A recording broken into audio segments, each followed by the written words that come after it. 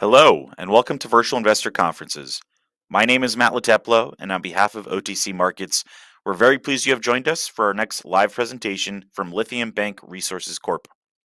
Please note you can submit questions for the presenter in the box to the left of the slides.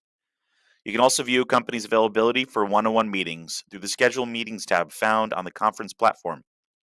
At this point, I'm very pleased to welcome Kevin Peepgrass, COO of LithiumBank Resources Corp., which trades on the OTCQX Best Market under the symbol LBNKF and on the TSXV under the symbol LBNK. Welcome, Kevin. Hi, thank you. So I'll be talking about LithiumBank and how we are developing our large portfolio of deep brine lithium projects in North America. These deep brines are also called unconventional brines or petrobrines, that you might have heard them called. So, typical disclaimer, you can find this on our website in this presentation at your leisure.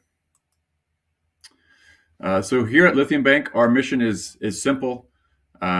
We have set out to acquire large-scale assets and deploy capital very efficiently in the development of these assets and ultimately the sales of these assets. So since our founding in 2019, LithiumBank, we set out and we staked over 4 million acres of lithium brine permits. We characterized 3 lithium reservoirs totaling over 27 million tons of lithium carbonate equivalent. So that includes our recent news release from Park Place, which is 21.7 million tons lithium carbonate equivalent at Park Place at 80 milligrams per liter lithium. 6.1 million tons LCE from Boardwalk, that's measured and inferred, at about 70 milligrams per liter.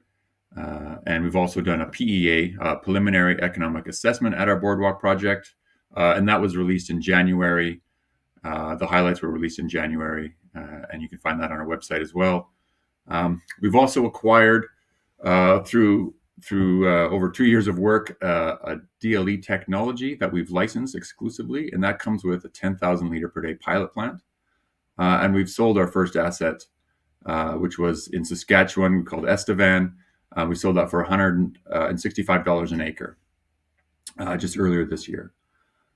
So our sales is to provide feasibility level projects. So that entails de-risking through the direct lithium extraction technology, which we'll talk about later on in this presentation.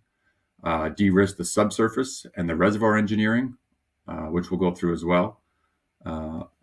The downstream production to produce lithium carbonate or lithium hydroxide, and really lay the foundation for permitting and construction of these assets.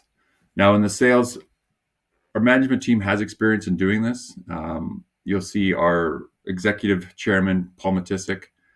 He's been involved in the logos and the companies you see at the bottom of the slide, notably Lithium X and Lithium One, and Potash One. He played CEO roles in these companies with a similar mission: basically acquire them or stake them at low cost, develop them efficiently, and ultimately sell them to major companies. And he has done this with these companies, and these companies are all, most impressive part of all these companies is that they're either in construction or production.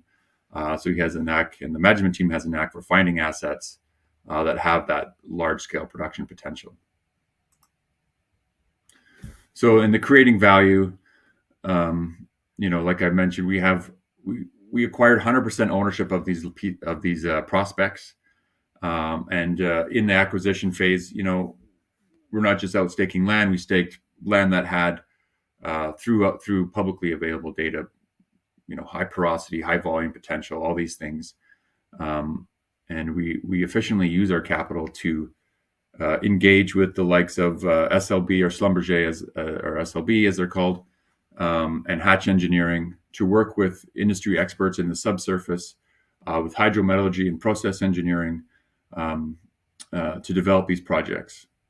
And the monetization, of course, when you have these projects developed to a certain stage, they become a lot more attractive to the majors. So here's a layout of where our assets are. We've shaved down that 4 million acres through exploration and sampling, and kept the ones that are relevant today. and can focus on and really feel that they have development potential in the near future. So I've touched on these slides, so I'll skip through those and start with talking about our two flagship projects in Alberta. These are District Trail projects. These are Boardwalk and Park Place. You can see they're very close to each other, about 50 kilometers apart, situated between Grand Prairie and Edmonton, a real energy corridor in Alberta. These are because of the wealth of data and the wealth of the oil and gas industry in Alberta, we are able to put these together and put resources and preliminary economic assessments on them within 3 years through that vast data set. Alberta is a really resource-friendly jurisdiction. It's no stranger, as everyone knows, to large-scale energy projects. It's a great permitting environment. It's a great social environment to do this in. Recently, the government has, through their involvement and through their, really fostering this new industry, changed the tenure system to allow it to be regulated by the Alberta energy regulators, which allows for permitting in the same way an oil and gas project is permitted, which means you can get these permitted and through in as little as 2 years, and so which is very unique in the mining industry. Which this kind of falls into other, even though it's kind of a hybrid of oil and gas and mineral processing, the permitting system is really quicker than anything you'd see elsewhere. And of course, this is a brownfields area. The area is rich in wells and well pads. There's several thousand oil wells in the areas of our projects alone. So we have a lot of brownfields areas to work with and work within. And of course, the infrastructure in Alberta, excellent highways, power, water, gas, all these things that you would want to have near a project are all available. So our most advanced project is Boardwalk. The Boardwalk project is found 100% in the Leduc formation. It's a Devonian-aged carbonate reef buildup. It averages about 200 meters thick, but it's about 300 meters thick in some places. So it's a very robust reservoir rock, really ideal host rock for a large volume deliverable resource to surface. And so this resource is 6.1 million tons indicated and inferred at around 70 milligrams per liter. We've completed a PEA on this. And the PEA proposes a 34,000 ton per annum lithium hydroxide production for over 20 years. It includes a $3.7 billion EBITDA, and pre-tax NPV and a $750 million EBITDA. So the tenure system in this, sometimes equally as important as the resource, is all Crown land. They're brine-hosted mineral licenses granted by the Alberta government through staking and through purchasing. There is no freehold in this area. So like many oil and gas projects, you have freehold checkerboarded with Crown land. This is 100% Crown land. So there's no freehold, there's no royalties, there's no landmen involved, which keeps all that part very simple and secure. We can hold on to this project forever, but as we like to develop it. There's no carbon sequestration or permits in the area, and there's no hydrocarbon production at the moment. So we're the only players in this sandbox, which makes permitting and which makes production quite a bit more simple. So going forward with this, we do intend to increase the confidence of this resource. We're going to accomplish this by drilling through to the bottom of the formation, and as well as additional sampling. And a big part of that will be bulk brine sampling and taking brine to the pilot plant in Calgary. And we'll talk about that pilot technology piece later on in the presentation. But lots to happen on this project going forward. So here's the highlights of our PEA. Again, this came out just this year in January, the highlights. The report is available on CDOR and our website. So really large production of hydroxide per year, 34,000 tons. We used a lithium price of $26,000 per ton, which is over the current price, but throughout our peers in this same brine space, it's actually quite a bit lower than other people have used. Our operational cost is really a big advantage for us here. Because of our decision making in our DLE technology choices and our power choices and things like that, we've been able to keep our OPEX very low, under $4,600 per ton, which is important at this current pricing environment.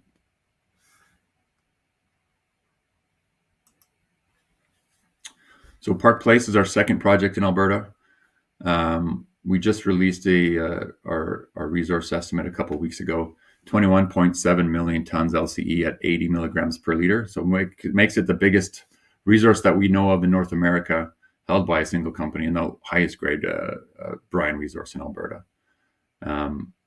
Again, this is the Leduc Formation, Devonian Age Leduc Formation, but stacked on top of the Swan Hills Formation. And that Swan Hills Formation is the blue color you see on the map. Where you see the blue, it's actually quite thin and narrow. It thins out on the flanks of the formation. But where the two are on top of each other, they both are a buildup. And you get areas of over 500 meters in thickness. You get vast areas of over 350 meters in thickness of this reservoir, which makes it a very robust, very ideal host rock for producing large volumes of brine to surface very reliably.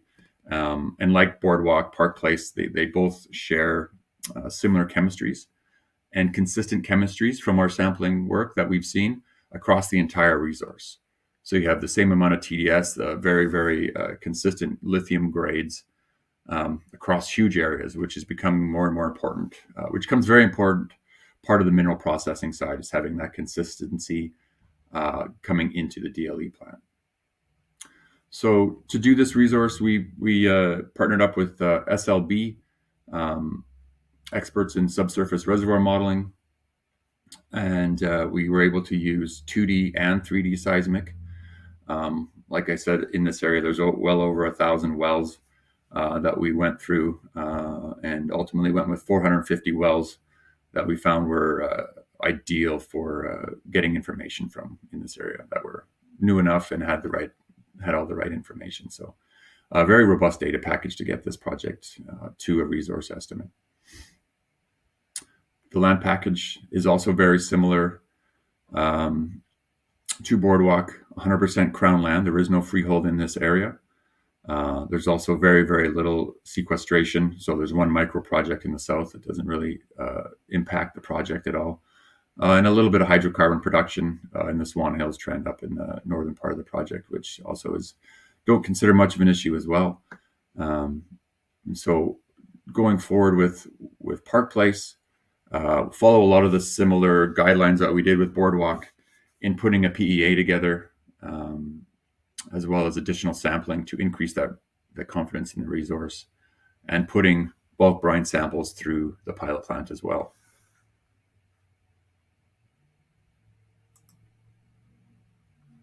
So our Saskatchewan assets, we've sold one, Estevan.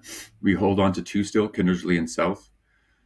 We do continue to progress these projects, albeit a bit slower in the background, but we do see value in these, and we do like these assets, and we will continue to progress them.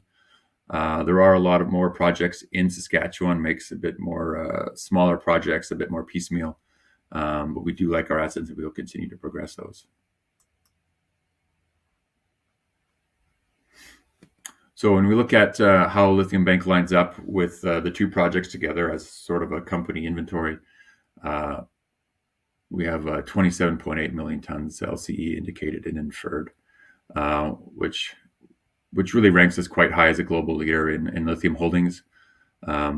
We also see ourselves as global leaders in the DLE space as well, which we'll get into here. So in that DLE space, really one of the big hurdles we have in the deeper brine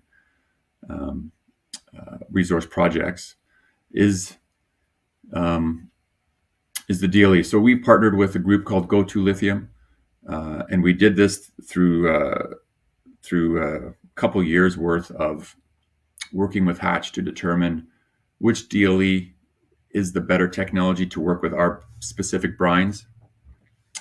We tested several different technologies. We sent our brine around the world, testing different technologies, assessing them on the desktop, and using lab work. So with Hatch's guidance and our own technical team, we came across Go2 Lithium that had exceptional lab results. and decided to update our PEA with this technology.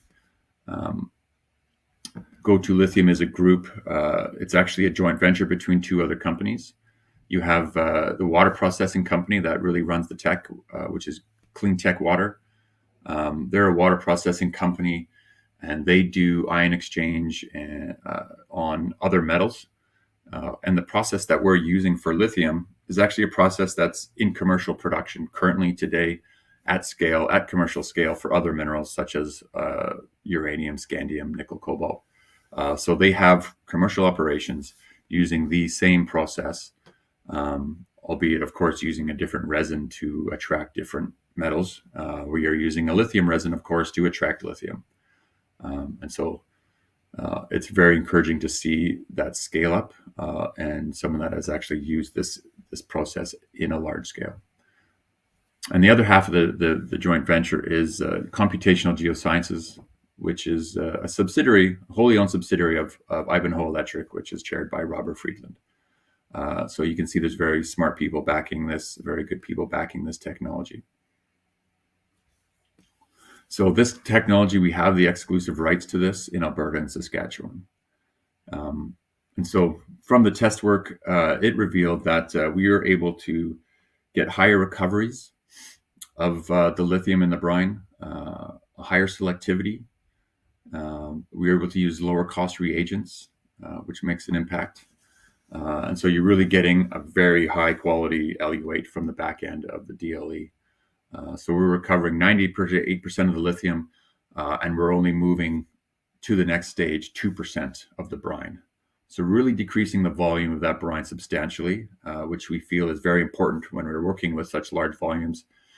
You want to reduce that volume and recover as much of the lithium as possible in the first step. So that's what we see as the advantage with LithiumBank or with Go-To Lithium. And that work actually reduced the OPEX by 37% for the project. So really makes a big difference. Here's a shot of the pilot plant. You can see we have had our grand opening now, so we can update this photo, but it is fully ready to go. And we are putting brine through the first stages of the pilot now. So it's an exciting time for the pilot, for sure. This is one of the largest plants you'll find in North America as far as testing for lithium specific in brines. And it's our Calgary facility. It's in our Calgary facility. So we can put through brine from our Boardwalk project, our Park Place project, our Saskatchewan projects. And we have this pilot for 12 to 18 months. So we really have the ability to test these brines and really optimize them and use really high quality data, which would be which is feasibility level data. So this pilot was actually used on these commercial scale projects, which are now in commercial scale. This pilot was used for the feasibility studies. Financing was used. Well, financing was done on the backs of the data coming out of this pilot. So it is it is proven technology, and it's our job to prove it for lithium. So yeah, we received this in January, and it's taken us, the better part of the first half of 2024 to assemble it, get all the pieces together, the front end together, and to get all the permits in the city. So it is now up and ready to go. So it's very exciting for us.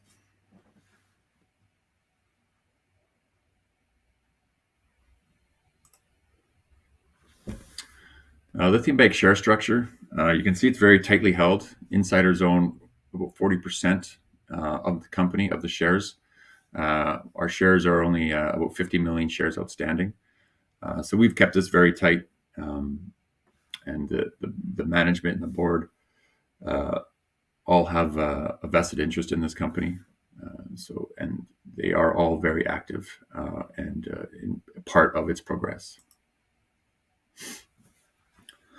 So as I've mentioned, we focus on working with groups that have the most experience in their fields, trying to cut that learning curve.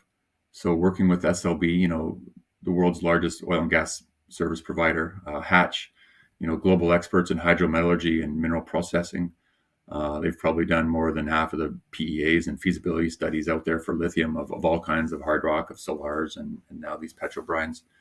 Go to Lithium, obviously, a ton of experience in working with ion exchange specifically and water processing for that. With their process engineering team, works very well. And these other groups, ZS2 and Invest Alberta, helping us along the way with potential carbon capture and using other things that are in the brine and using other technology and other parts that tack onto this thing. There's lots of opportunities in the future to add value over and above just the lithium. So we were always working on things that can add the most value as possible, and ZS2 is a very great group for that. So our management team, Paul Matisik, I've talked about him a little bit earlier. Very experienced in identifying projects and finding the right major company to acquire those. Rob Shuchek, our CEO, 25 years and more than 30 years experience in the capital markets from the brokerage side, responsible for keeping our cap table in such a good shape. Myself, geologist on the mineral side, experience in developing projects to the feasibility level. The rest of our management team, like I said, really, really smart group, really engaged group from the oil and gas side, from the processing side, from the M&A side, all very experienced group. So I guess I will leave it there for questions.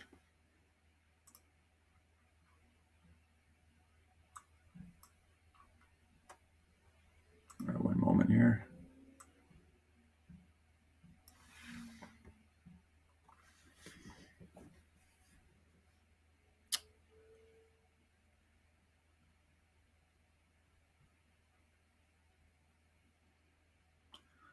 One question is, which brines did you first test, Boardwalk or Park Place? Will you release test results on a batch basis?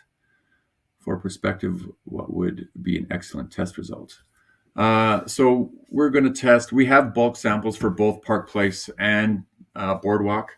We'll likely test Boardwalk first because it's our most advanced project. But we will continue to test both to get our results. We haven't published any milestones or key indicators as yet. We do see our PEA as our benchmark. We'd like to see those results and prove out our PEA at a feasibility level. And so that would be a measure of success, getting and optimizing towards that level of recovery and consistency.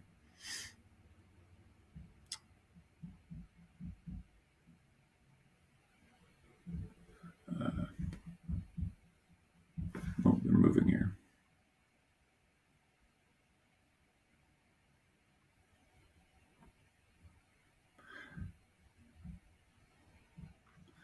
Are there any strategic or institutional owners? Are you able to access any government grants funding for your projects?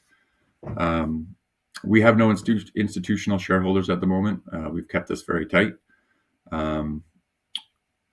We are always looking at possible ways to acquire government grants or government funding.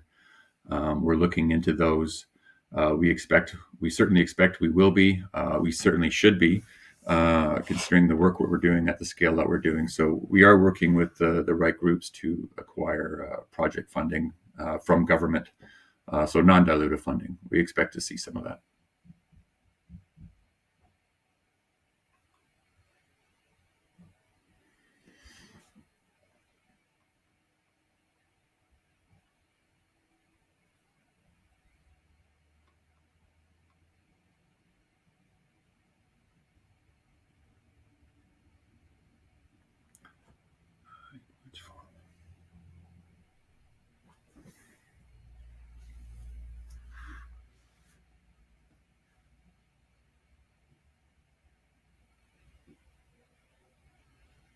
Is your DLE technology portable? Are you ready to sell a license to other possible users?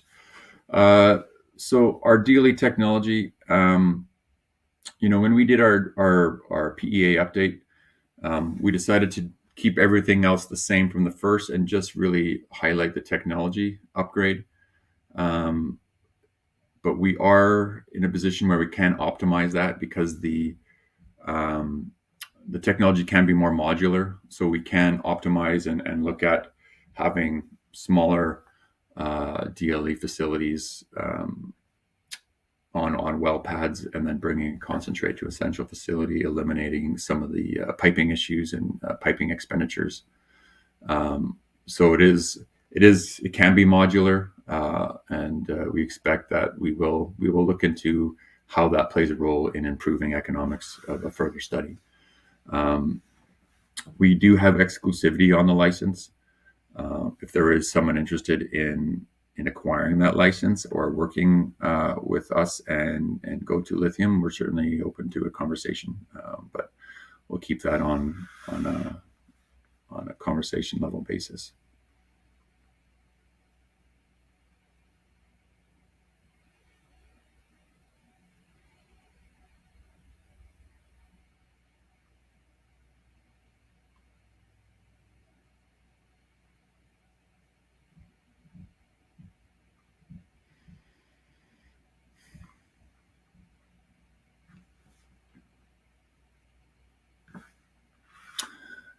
What are your thoughts on other IX media, and why was Go2 Lithium selected?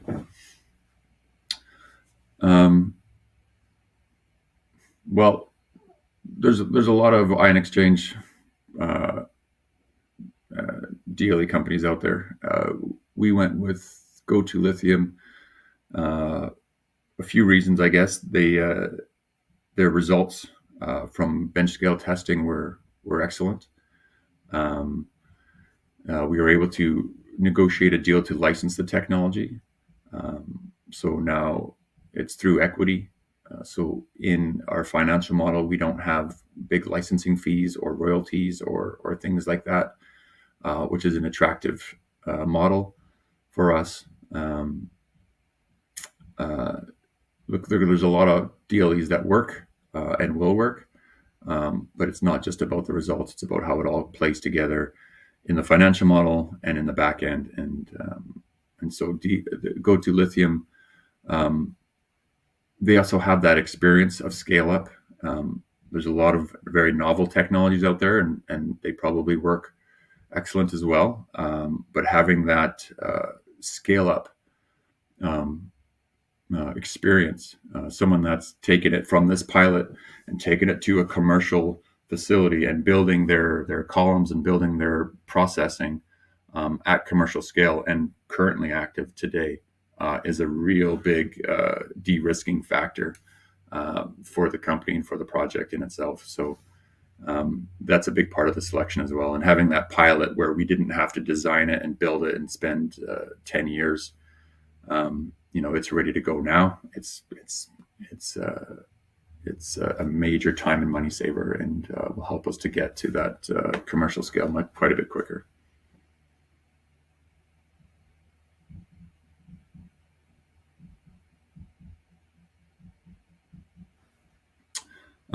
And I think I'll leave it there, and I can get to any other questions following offline of this presentation.